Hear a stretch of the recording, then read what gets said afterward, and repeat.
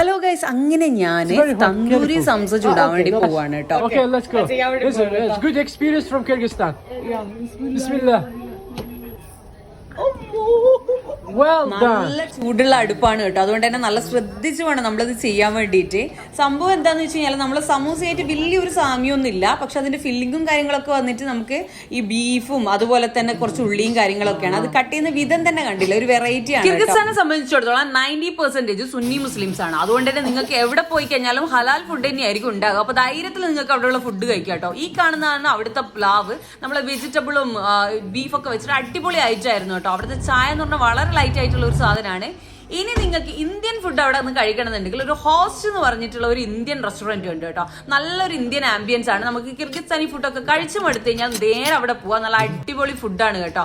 City സെന്ററിന്റെ അടുത്തായിട്ടാണ് കേട്ടോ ഇത് വരാൻ. ഈ കാണുന്നതാണ് ഖത്തം, അവരുടെ നാഷണൽ ബ്രെഡ് ആണ് കേട്ടോ. അതുപോലെ തന്നെ നിങ്ങൾ ഓഷ് ബസാറിന്റെ ആ ഭാഗത്തൊക്കെ പോയി കഴിഞ്ഞാൽ ഒരുപാട് സ്ട്രീറ്റ് ഫുഡ് കഴിക്കാൻ വേണ്ടി പറ്റും കേട്ടോ.